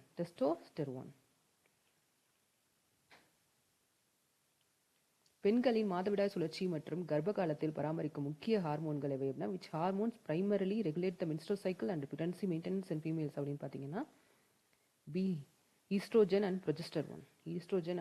ப்ரொஜெஸ்டரோன். காய்கறி மற்றும் பழங்களை நறுக்கி வைக்கும் போது காற்றில் உள்ள ஆக்சிஜனுடன் வினைபுரிந்து பழுப்பு நிறமாக மாறுவதற்கு காரணம் நொதி எதுன்னு கேட்டிருக்காங்க. Which enzyme is responsible for the browning of cut fruits and vegetables when exposed to air. நம்ம கட் பண்ணி வச்சிருக்கிற பழம், காய்கறி எல்லாம் என்ன ஆகும்னா ப்ரௌன் கலர் ஆகும். அது எதனால அப்படின்னு கேட்குறாங்க. எதனாலன்னு பார்த்தீங்கன்னா பாலிஃபினோல் ஆக்சிடேஸ் அதாவது ட்ரைசினேஸ் அப்படின்னு. பாலிஃபினைல் ஆக்சிடேஸ் அது ஆக்சிடேஷனால தான், பட் எந்த மாதிரி ஆக்சிடேஷன்றதை நம்ம பாலிஃபினைல் ஆக்சிடேஸ்.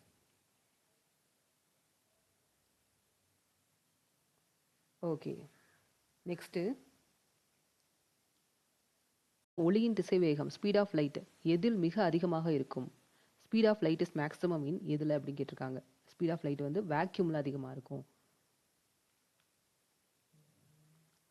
ஒளியின் திசை வேகம் அதாவது ஒளி குண்டுலி போட்டோன்னா சவுண்டு ஸ்பீடு வந்துட்டு எதில் அதிகமாக இருக்கும்னு கேட்குறாங்க. அப்படி பார்த்தீங்க அப்படின்னா திடப்பொருள், உலோக இரும்பு சார்ந்த பொருட்கள், ஒரு ஸ்டீல் அயன் இதுல எல்லாம் வந்து அதிகமாக இருக்கும். ஒரு பாத்திரத்தை கீழே போட்டோன்னே அந்த சவுண்டு வந்து பார்த்தீங்கன்னா ஜாஸ்தியாக இருக்குல்ல, அந்த ரொம்ப நேரம் அந்த சவுண்டு கேட்குற மாதிரி ஒரு ஃபீல் ஆகும். ஒரு வாட்டி தான் விழுகும், பட் அந்த சவுண்டு வந்து ட்ராவல் பண்ணுற விதம் பார்த்தீங்கன்னா ரொம்ப நேரம் இருக்க மாதிரி இருக்குது, ஒரு இரிட்டேட்டிங் சவுண்ட். விண்வெளி வீரர்கள் ஒருவருக்கொருவர் சாதாரணமாக பேசிக்கொள்ள முடியாது ஏன்? Why can't astronauts talk to each other directly in space அப்படின்னு பார்த்தீங்கன்னா, அங்கு வந்து ஒளி பரவ ஊடகமாகிய காற்று இல்லை. அதாவது absence of air for sound propagation. இப்போ சவுண்டு வந்து இப்போ வந்து ட்ராவல் ஆகணும் அப்படின்னா அதுக்கு ஒரு ஊடகம் வந்து அவசியம்.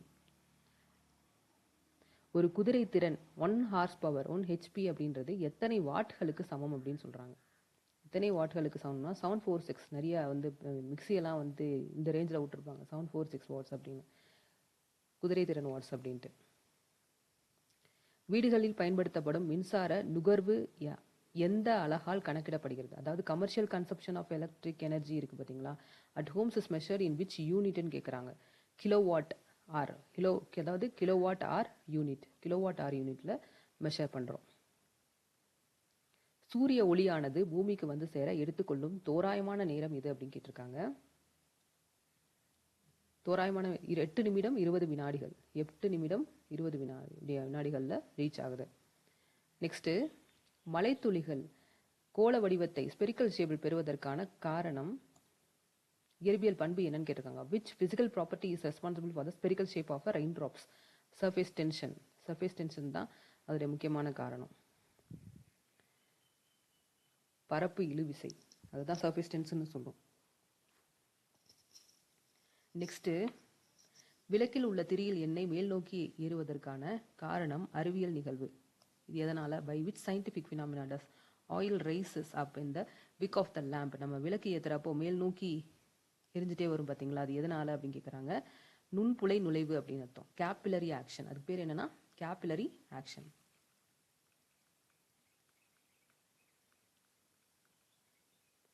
அண்டவெளியில் உள்ள விண்மீன்கள் மின்னுவது போல் தோன்றுவதற்கான ட்விங்க்லிங் ஆஃப் ஸ்டார்ஸ் காரணம் ஒளியியல் நிகழ்வு எது? அதாவது ட்விங்க்லிங் ஆஃப் ஸ்டார்ஸ் நான் நைட் ஸ்கையில் பார்த்தோம் அப்படின்னா எந்த ஆப்டிக்கல் ஃபினாமினா அப்படின்னு கேட்டிருக்காங்க. Atmosphere refraction. இது ரொம்ப ரொம்ப ரொம்ப important. Atmospheric refraction, not reflection, refraction. பகல் நேரத்தில் வானம் நீல நிறமாக தோன்றுவதற்கு blue colour of the sky காரணம் ஒளிச்சிதறல் விதி எது அப்படின்னா, the blue color of the sky during daytime is due to the which law of scattering னு கேட்டிருக்காங்க. which law of scatteringனா ராலி ஸ்கேட்டரிங். என்ன ஸ்கேட்டரிங்னா ராலி ஸ்கேட்டரிங். சூரிய உதயம் மற்றும் மறைவின் போது சூரியன் சிவப்பாக தோன்றுவதற்கு காரணம் என்ன? why does the sun appears ரெட்டிஷாக இருக்குது பார்த்தீங்களா, உதயமாகிறப்பையும் கீழே சன்செட் ஆகிறப்பையும், அது எதனாலன்னு கேட்குறாங்க. சிவப்பு நிறம் குறைந்த அளவு சிதறலுடையதால் அதிக தொலைவு கடந்து நம்மை அடைகிறது. Red light has a longer wave length and scatter the least traveling further to our eyes. Okay, இதுதான் ரீசன். லாங்கர் வேவ் லென்த் தான் மெயின் ரீசனே. வைரங்கள் அதிக பிரகாசுடன் மின்னுவதற்கான காரணம் ஒளியியல் கோட்பாடு எது அப்படின்னு கேட்டிருக்காங்க. Total internal reflection.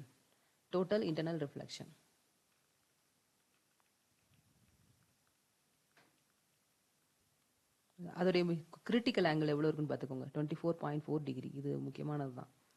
இதனாலே என்ன ஆகுது அப்படின்னா டோட்டல் இன்டர்னல் ரிஃப்ளெக்ஷன்னாலையும் நம்மளுக்கு வந்து வைரம் வந்து மின்னுது. காணல் நீர் மிரேஜ் உருவாக காரணம் முதன்மை காரணி எது? மிரேஜ். நம்ம இந்த பாலைவனத்துல எல்லாம் பார்த்தோம்னா தண்ணி இருக்காது, பட் தண்ணி இருக்கிற மாதிரி ஒரு இல்யூஷன் இருக்கும்ல, அது எதனால அப்படின்னு கேட்குறாங்க.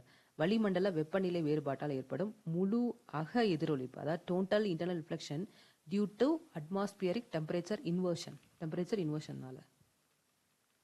நெக்ஸ்ட், எண்டோஸ்கோபி உள் உறுப்பு பரிசோதனை மற்றும் அதிவேக இணைய கம்பிவடங்களில் ஆப்டிக் ஃபைபர்ஸ் பயன்படும் தத்துவம் எது? விச் பிரின்சிபல் இஸ் யூட்டிலைஸ்ட் இந்த endoscopy and optical fibre communication cables அப்படின்னு பார்த்தீங்கன்னா அதுவும் டோட்டல் இன்டர்னல் ரிஃப்ளெக்ஷன்ல தான்.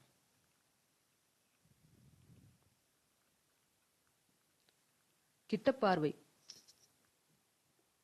கொஷின் என்னன்னா, கிட்ட பார்வை மயோபியா குறைபாட்டை சரி செய்ய பயன்படும் லென்ஸ் எது? மயோபியா கிட்ட பார்வை ஏதாவது சரி பண்ணுறதுக்கு யூஸ் பண்ணுற லென்ஸ் எதுன்னு கேட்டிருக்காங்க. Which lens is use to correct short sightedness அப்படின்னு கேட்டிருக்காங்க. Convex lens. Convex lens. தூர பார்வை குறைபாட்டை சரி செய்ய தூரம் அப்படி ஹைப்பர் மெட்ரோபியான்னு சொல்லுவோம். Myopia, hypermetropia. ஸோ ஹைப்பர் மெட்ரோபியாவுக்கு கான்வெக்ஸ் லென்ஸ். பட் அதுக்கு என்ன லென்ஸு? Concave lens. கான்வெக்ஸ் சொல்கிறேன்னா கான்கேவ் லென்ஸ். இதுக்கு கான்கேவ் லென்ஸ். கிட்ட பார்வைக்கு கான்கேவ். கான்கேவ். இதுக்கு வந்து convex. Convex lens. Hypermetropia convex அப்படின்னு நினச்சிக்கோங்க. அதுக்கடுத்து வயது முதிர்ந்து காரணமாக ஏற்படும் பிரஸ்பயோபியா முதியோர் தூர பார்வைக்கு கோளாறாக சரி செய்ய பயன்படுத்துவது எது அப்படின்னு கேட்டிருக்காங்க. Bifocal lens. Bifocal lens.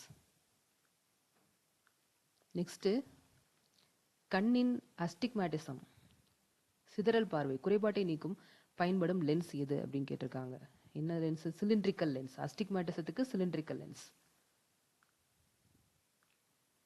மனித கண்ணில் பிம்பம் அதாவது இமேஜ் தோன்றும் உணர்வு பூர்வமான பகுதி எது? In human I on which sensitive part is the image formed அப்படின்னு கேட்டிருக்காங்க. ரெட்டினா. ரெட்டினா அப்படின்ற இடத்துல தான் நம்மளோட இமேஜ் வந்து ஃபார்ம் ஆகும். பார்க்குறது எல்லாமே நம்ம கண்ணில் வந்து இமேஜாக தான் போய் விழும். ரெட்டினாங்கிறது ஒரு ஸ்க்ரீன் மாதிரி ஞாபகம் வச்சுக்கோங்க. லென்ஸின் திறனை பவர் ஆஃப் லென்ஸ் அளவிடும் அலகு எது அப்படின்னு பார்த்தீங்கன்னா டயாப்டர். டயாப்டர். சலவை தூளில் ப்ளீச்சிங் பவுடரின் வேதியியல் பெயர் முன்னாடியே பார்த்துட்டோம். ப்ளீச்சிங் பவுடரில் வேதியியல் பெயர் என்ன அப்படின்னா sodium oxychloride. Sodium oxychloride. Sorry, sodium calcium oxychloride. சோடியம்னு சொல்லிட்டேன்னா கால்சியம் ஆக்சிக்ளோரைடு.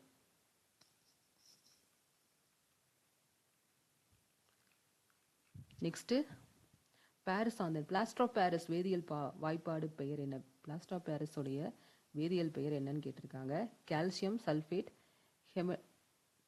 அதாவது calcium sulphate hemihydrate. Calcium sulphate hemihydrate.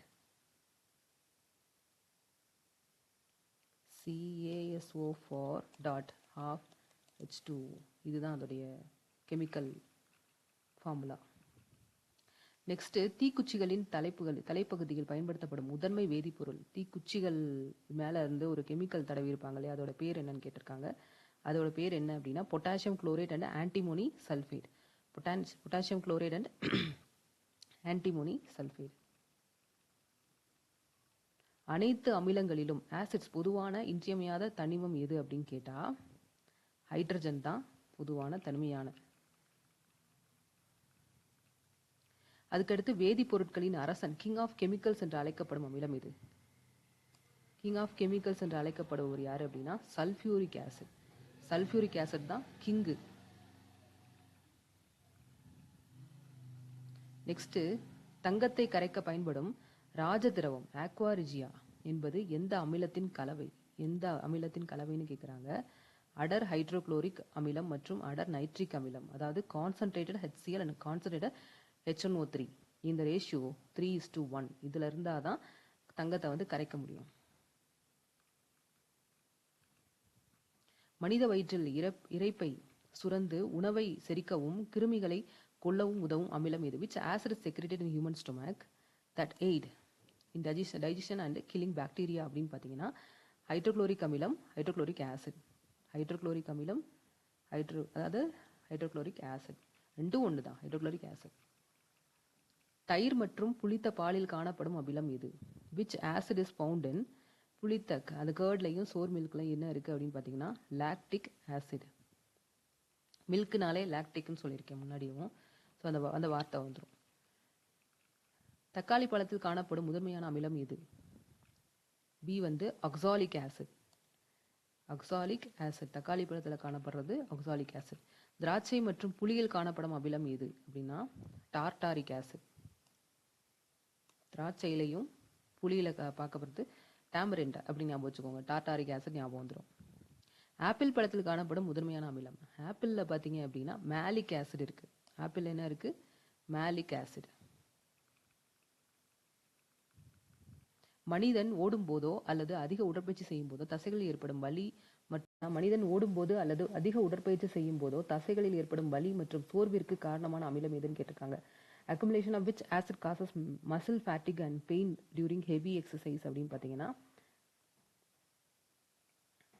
Lactic acid. Oxygen பற்றாக்குறையின் போது தசை செல்கள் காற்றில்லா சுவாசம் அதாவது அனோரோபிக் ரெஸ்பிரேஷன் மேற்கொள்வதால் குளுக்கோஸ் லாக்டிக் அமிலம் மாறி தசைகளின் தேக்கி வலியை ஏற்படுத்துகிறது. Glucose lactic acid. நெக்ஸ்ட் ரத்தத்தின் pH மதிப்பு என்ன, ஹியூமன் பிளட்டோடைய pH வேல்யூ என்னன்னு கேட்டிருக்காங்க. அது என்னவா இருக்கும்னு பார்த்தீங்கன்னா 7.4 7.4 ஸ்லைட்லி அல்கலைன். பற்குழியை டூத் டீகே தடுக்க உகந்த உமிழ்நீரின் pH அளவு என்ன? பற்சிதைவை எப்போது தொடங்கும்? Tooth decay starts when pH of the mouth falls below. பார்த்தீங்கன்னா 5.5க்கு கீழே போக போக டூத் டீகே ஆரம்பிச்சிடும். கடின நீரை வெந்நீராக்க மற்றும் சோப்பு தயாரிப்பில் பயன்படுத்தப்படும் மிக முக்கிய காரம் இது. which strong base is commonly used in making soap and paper அப்படின்னு பார்த்தீங்கன்னா சோடியம் ஹைட்ராக்சைடு.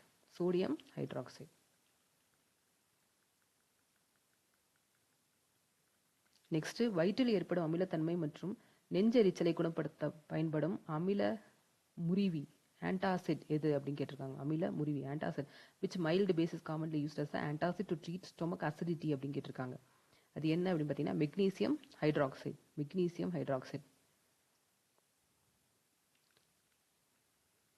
அதுக்கடுத்து சுவர்களின் வெள்ளை அடிக்க பயன்படும் நீரின் சுண்ணாம்பு எது? நீற்றிய சுண்ணாம்பு எது? அதாவது which chemical compound is commonly known as slaked lime அப்படின்னு சொல்றோம்ல, used for white washing walls அப்படின்னு கேட்டாங்கன்னா கால்சியம் ஹைட்ராக்சைடு CaOH twice அப்படின்னு சொல்லுவோம். பொதுவாக உலோகம் அல்லாதவற்றில் ஆக்சைடுகள் நான் மெட்டாலிக் ஆக்சைட்ஸ் எவ்வகை தன்மையை கொண்டிருக்கும் அப்படின்னா ஜென்ரலி நான் metallic oxide possess which chemical nature அப்படின்னு கேட்டிருக்காங்க. Acidic nature. என்ன நேச்சரா? Acidic nature. சாதாரண உப்பின் வேதியியல் பெயர் மற்றும் வாய்ப்பாடு என்னன்னு கேட்டிருக்காங்க. சோடியம் குளோரைடு NaClன்னு சொல்றோம்ல, NaCl இதுதான் அதோட பேர், சோடியம் குளோரைடு. கதிர்வீச்சு பாதிப்பில் இருந்து உடலை பாதுகாக்க பயன்படும் ஆடை எதனால் செய்யப்படுகிறது? அதாவது protective clothing worn to shield against harmful radiation is typically made with எதனால அப்படின்னு பார்த்தீங்கன்னா lead.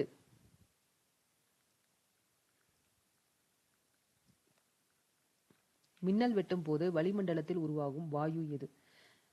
மின்னல் வெட்டுறப்போ வளிமண்டலத்தில் உருவாகிற which gas is formed in the atmosphere due to high temperatures during lightning அப்படின்னு பார்த்தீங்கன்னா நைட்ரஜன் ஆக்சைடு. LPG சமையல் எரிவாயுவில் உள்ள முதன்மை ஹைட்ரோ கார்பன் வாயுகள் எது? அதாவது what are the primary hydro carbons components present in LPG அப்படின்னு பார்த்தீங்கன்னா ப்ரோபேன் அண்ட் பியூட்டேன் இருக்கு. நெக்ஸ்ட் இயற்கை எரிவாயு நேச்சுரல் கேஸ் மற்றும் சாண எரிவாயு பயோகேஸ் முதன்மையான பகுதி பொருள் எது அப்படின்னா which gas is main constituent of natural gas and biogasன்னு கேட்டிருக்காங்க. மீத்தேன் நேச்சுரல் கேஸ் அண்ட் பயோகேஸ்ன்னு சொன்னால் மீத்தேன் அப்படின்னு சொல்லுங்க. அதுக்கடுத்து சுரங்கங்களுக்கு ஏற்படும் வெடி விபத்துகளுக்கு காரணமான அபாயகரமான வாயு எது?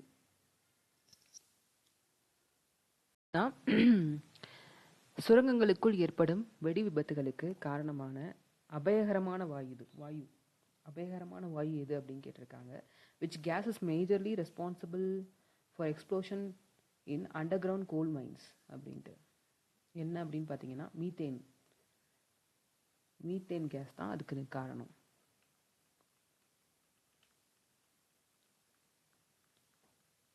நெக்ஸ்ட் உலக வெப்பமயமாகிறது குளோபல் வார்மிங் காரணமான முதன்மையான பசுமை இல்ல வாயு எது? எந்த கேஸ் ரெஸ்பான்சிபிள்னு கேட்குறாங்க குளோபல் வார்மிங்க்கு? பிரைமரி கேஸ் எது அப்படின்னு பார்த்தீங்கன்னா கார்பன் டை ஆக்சைடு. பிரைமரி கேஸில் ஒன்று கார்பன் டை ஆக்சைடு, இங்கே கொடுத்துருக்கிறதுல கார்பன் டை ஆக்சைடு. நெக்ஸ்ட்டு குளிரூட்டிகள் ஏசி ரெஃப்ரிஜரேட்டர் அண்டு தெப்பான்களின் ஓசோன் படலத்தை பாதிக்கும் எந்த வாயு பயன்படுத்தப்பட்டன? which gases previously used in the refrigerator and ACs cause ozone layer depletion அப்படின்னு பார்த்தீங்கன்னா CFC குளோரோஃப்ளோரோகார்பன் தான் யூஸ் பண்ணியிருக்காங்க. ஸோ அதை வந்து ரெஸ்ட்ரிக்ட் பண்ண சொல்லிட்டு நிறையா மாற்றிருக்காங்க. ஓகே, நெக்ஸ்ட், தாவரங்கள் ஒளிச்சேர்க்கையின் போட்டோசிந்தசிஸ் போது வெளிப்படும் வாயு எது? which gas released by plants as a byproduct during photosynthesis? Oxygen. Next, தாவரங்கள் மற்றும் விலங்குகள் சுவாசத்தின் போது எடுத்துக்கொள்ளும் வாயு எது? ஆக்சிஜன். தாவரம் மற்றும் விலங்குகள் ஆக்சிஜன்.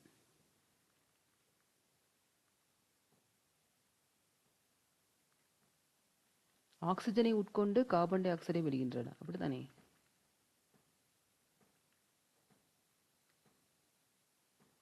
ஓகே, மரங்கள் அடர்ந்த காடுகளில் இரவு நேரத்தில் மரங்களின் கீழ் தூங்கக்கூடாது என கூறுவதன் அறிவியல் காரணம் என்ன? why it is advised not to sleep under a tree during night hours அப்படின்னு சொல்லி பார்த்தோம் அப்படின்னா, இரவில் ஒளிச்சேர்க்கை நடக்காததால் மரங்கள் சுவாசத்தின் மூலம் கார்பன் டை ஆக்சைடை அதிகமாக வெளியிடுகின்றன. அதனால கார்பன் டை ஆக்சைடு அதிகமாக இருக்கிற இடத்துல நாம் இருந்தோம் அப்படின்னா அது நம்மளுக்கு வந்து ஒரு நல்ல விஷயம் கிடையாது. அதனால இதுதான் ஆன்சர். ஓகே, நெக்ஸ்ட், நீரில் மூழ்கி முத்து குளிப்பவர்கள் மற்றும் விண்வெளி வீரர்கள் சுவாசத்திற்காக முதுகில் எடுத்துச் செல்லும் உருளைகளில் ஆக்சிஜனுடன் கலக்கப்படும் மந்த வாயு எது அப்படின்னு கேட்டிருக்காங்க. ஹீலியம். உயர் அழுத்தத்தில் காற்றில் உள்ள நைட்ரஜன் இரத்தத்தில் கரைந்து ஆபத்தை ஏற்படுத்தும் என்பதால் இரத்தத்தில் கரையாத லேசான ஹீலியம் வாயு ஆக்சிஜனுடன் கலக்கப்படுகிறது. ஓகே, மின்சார விளக்குகளில் இன்காண்டசன்ட் பல்ப்ஸ் இலை கருகி போகாமல் தடுக்க நிரப்பப்படும் மந்த வாயு எது? which inert gas is filled in electric bulbs to prevent the filament from oxidizing அப்படின்னு பார்த்தீங்கன்னா ஆர்கன் தான் யூஸ் பண்ணுறாங்க. ஆர்கன். நெக்ஸ்ட்டு, விளம்பர பலகைகளில் வண்ணமயமாக ஒளிரும் குழல் விளக்குகள் நியான் லேம்ப்ஸ்ன்னு சொல்லுவோம், பயன்படும் வாயு எது? which gas is used in a colorful glow tubes for advertising displays அப்படின்னு பார்த்தீங்கன்னா நியான். அதிலே கொடுத்துருக்கு நியான் குழல்கள் அப்படின்னு நம்ம சொல்கிறேன். Neon gas. புற்றுநோய் சிகிச்சையில் ரேடியோதெரப்பி பயன்பாடு ஒரே கதிரியக்க மந்தவாயு எது? which radioactive inert gas is used as a treatment of cancer? கேன்சருக்கு யூஸ் பண்ணுறது என்ன அப்படின்னா ரேடான் யூஸ் பண்ணுறாங்க ஒரு ரேடியோஆக்டிவ் தெரப்பிக்கு. ரேடான். நீர்மூழ்கி கப்பல்கள் மற்றும் பனிப்பாறைகளுக்கு இடையே செல்லும் கப்பல்கள் ஒளிரும் விளக்குகளில் பனியை ஊடுருவி செல்ல பயன்படும் வாயு எது? which gas is used in a beacon lights for ships and airfields because its light can penetrate deep fog அப்படின்னு சொல்லி கேட்டிருக்காங்க. அதாவது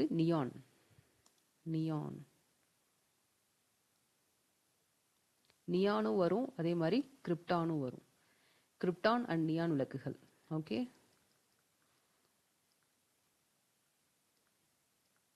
நெக்ஸ்ட், சாதாரண காற்றில் உள்ள நைட்ரஜனை தீவிரமாக திரவ நைட்ரஜன் லிக்விட் நைட்ரஜன் எதற்காக பயன்படுத்தப்படுகிறது? What is the primary application of liquid nitrogen கேட்டிருக்காங்க. இங்கே பார்த்தோம் அப்படின்னா மிக குறைந்த வெப்பநிலையில் பொருட்களை பாதுகாக்கும் உறைவிப்பான் கிரையோ ப்ரிசர்வேஷனுக்காக யூஸ் பண்ணிட்டு இருக்காங்க. as a cryogenic coolant for preservation.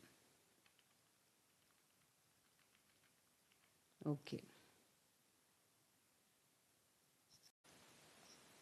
தாவரங்களின் செல் சுவரில் அதாவது செல் வால்ல காணப்படும் முதன்மையான கூட்டு சர்க்கரை எதுங்கிறது? which complex carbohydrate is the main component of plant cell wall அப்படின்னு கேட்டிருக்காங்க.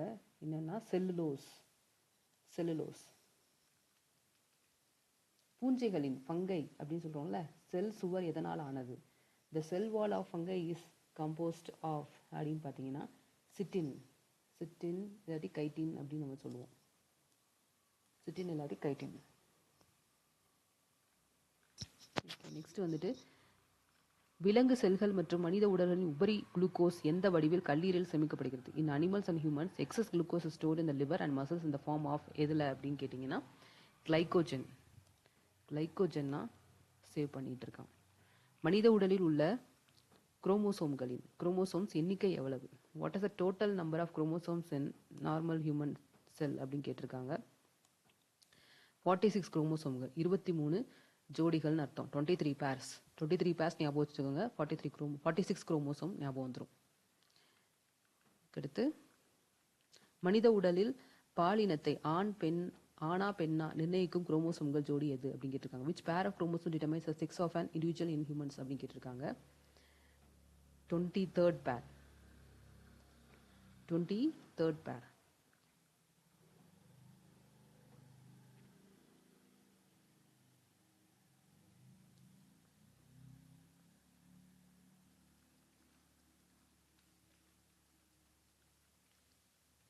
நெக்ஸ்ட் டவுன் சிண்ட்ரோம் என்ற மரபியல் குறைபாடு எதனால் ஏற்படுகிறது? Down syndrome is a genetic disorder caused by எதனால் அப்படின்னு கேட்டிருக்காங்க. 21st குரோமோசோம் 3 பிரதிகளாக இருத்தல், ட்ரையோசோமி 21 அப்படின்னு சொல்லுவோம். Trisomy of 21st chromosome, trisomy of 21st chromosome தான் இதுக்கு டவுன் சிண்ட்ரோம்கான ரீசன்.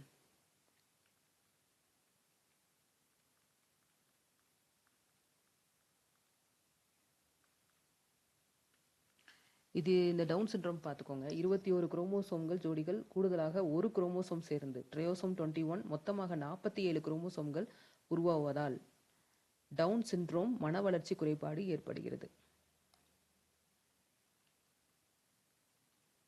நெக்ஸ்ட் சாதாரண மனிதனின் உடலில் உள்ள குருதியின் ரத்தம் மொத்தம் அளவு தோராயம் எவ்வளவு அப்படின்னு கேட்டிருக்காங்க. எத்தனை லிட்டர்ஸ் அப்படின்னு கேட்டிருக்காங்க. 5 to 6 லிட்டர்ஸ். எவ்வளவு? 5 to 6 லிட்டர்ஸ். இரத்த சோகை அனீமியா நோய் எதனுடைய குறைபாட்டால் ஏற்படுகிறது அப்படின்னா அயன் தான் மெயினான காம்பவுண்ட். ஹீமோகுளோபின். முன்கழுத்து கலலை காய்ட்ரி கலகண்ட மாலை அப்படின்னு சொல்றது நோய் எந்த தனிம குறைபாட்டால் ஏற்படுகிறது? Goitre enlargement of thyroid gland is caused by the deficiency of அப்படின்னா அயோடின் டெஃபிஷியன்சினால தான் காய்ட்ரி வருது. எலும்புகள் மற்றும் பற்களில் பலத்திற்கு தேவையான மிக முக்கிய தனிமங்கள் எவை அப்படின்னு பார்த்தீங்கன்னா calcium and phosphorus. Calcium phosphorus தான் ரொம்ப முக்கியம். நெக்ஸ்ட் இன்சுலின் ஹார்மோன் சுரப்பு குறைபாட்டால் மனிதர்களுக்கு ஏற்படும் நோய் எது? Deficiency of insulin hormone leads to which disease அப்படின்னு கேட்குறாங்க. சர்க்கரை நோய் தான். டயபிட்டஸ் மெலிட்டஸ் அப்படின்னு நம்ம சொல்றது. எய்ட்ஸ் நோயை உண்டாக்கும் HIV என்பது எவ்வகை வைரஸ்ன்னு சொல்லி கேட்குறாங்க. RNA வைரஸ், ரெட்ரோ வைரஸ்ன்னு சொல்லுவோம். அதை RNA ரெட்ரோ வைரஸ். எய்ட்ஸ் நோயை கண்டறியும் உறுதிப்படுத்தவும் செய்யப்படும் சோதனை எவை? Which test is used for screening and confirming the AIDS அப்படின்னு பார்த்தோம் அப்படின்னா ELISA test. ELISA and western blot test ரெண்டுமே கன்ஃபார்ம் பண்ணுறதுக்காக செய்யப்படுற ஒரு டெஸ்ட். நெக்ஸ்ட் டைஃபாய்டு காய்ச்சலை கண்டறிய உதவும் குறிப்பிட்ட சோதனை எது? டைஃபாய்டு இருக்கா அப்படின்னு தெரிஞ்சுக்கிறதுக்கு which test is specifically used in diagnose typhoid fever அப்படின்னு பார்த்தீங்கன்னா விடல் டெஸ்ட் அப்படின்னு சொல்லுவோம். விடல் அல்லது வைடல் டெஸ்ட் அப்படின்னு சொல்லுவோம். ஸோ இந்த டெஸ்ட்டில் பார்த்தீங்கன்னா சால்மோனெல்லா டைபி இதுதான் பாக்டீரியா அந்த ஃபீவர் வர்றதுக்காக. ஸோ இந்த பாக்டீரியாவை பற்றி எதிரான ஆன்டிபாடிஸ் ரத்தத்தில் கண்டறியும் சோதனை ஆகும். அதுக்கு எதிரான ஆன்டிபாடிஸ் இருக்கான்னு செக் பண்ணுற டெஸ்ட் தான் இது. காசநோய் டியூபர்குலோசிஸ் எந்த பாக்டீரியாவினால் ஏற்படுகிறது? Tuberculosis caused by which bacterium அப்படின்னு பார்த்தீங்கன்னா mycobacterium tuberculosis. Mycobacterium tuberculosis.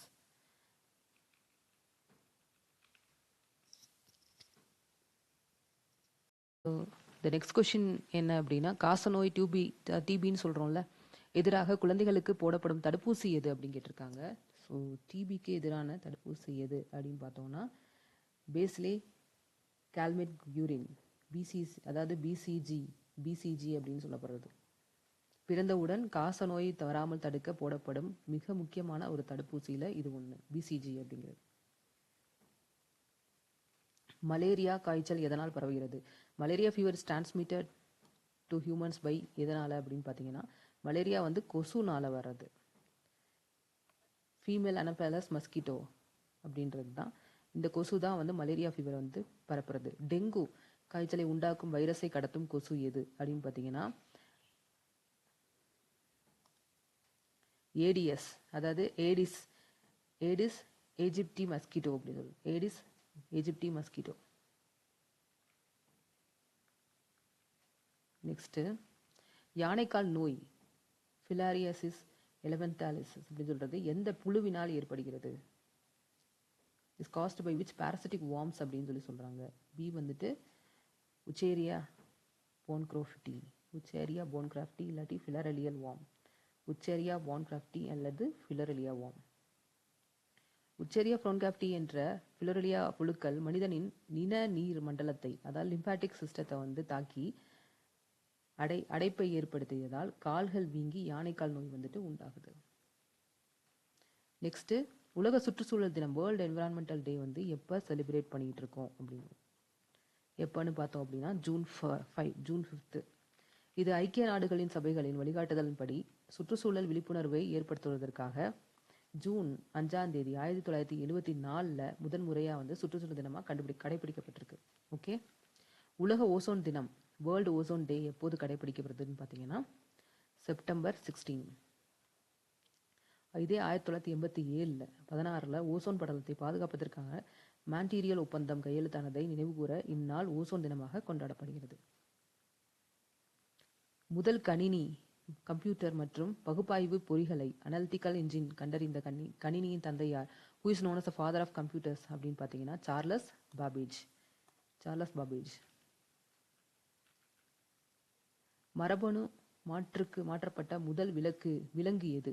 Which was the first successful cloned mammal அப்படின்னு கேட்டிருக்காங்க. எது அப்படின்னா டோலி, ஷீப். அது ஒரு ஷீப்பு. 1996 ரோஸ்லின் நிறுவனம் விஞ்ஞானிகளால் உடல் செல் உட்கரு மாற்ற நுட்பம் மூலம் டாலி என்ற செம்மறியாடு முதலில் குளோனிங் முறையில் உருவாக்கப்பட்டது. மின்னணுவியலின் தந்தை, ஃபாதர் ஆஃப் எலக்ட்ரானிக்ஸ் என்று அழைக்கப்படுபவர் யாருன்னு கேட்டிருக்காங்க. யாருன்னு பார்த்தோம் அப்படின்னா John Ambrose Fleming.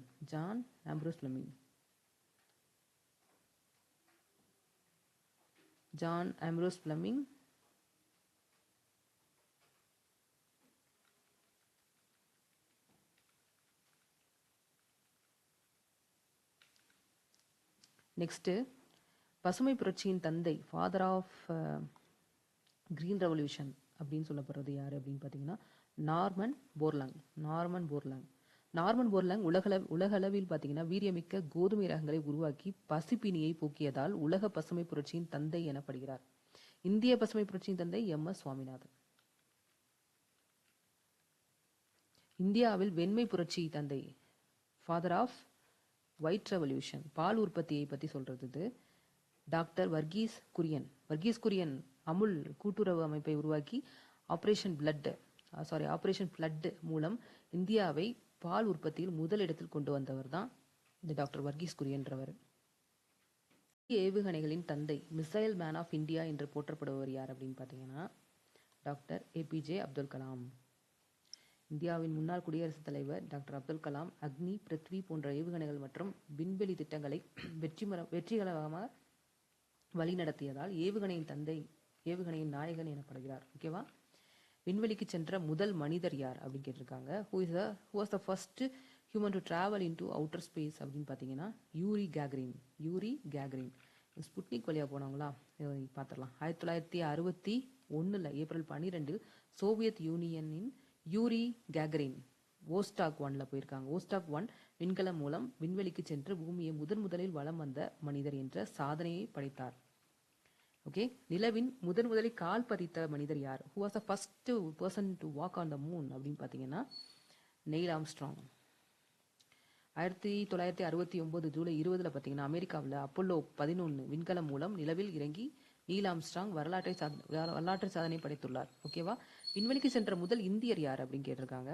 Who was the first Indian citizen to travel into space அப்படின்னு பார்த்தீங்கன்னா ராகேஷ் சர்மா.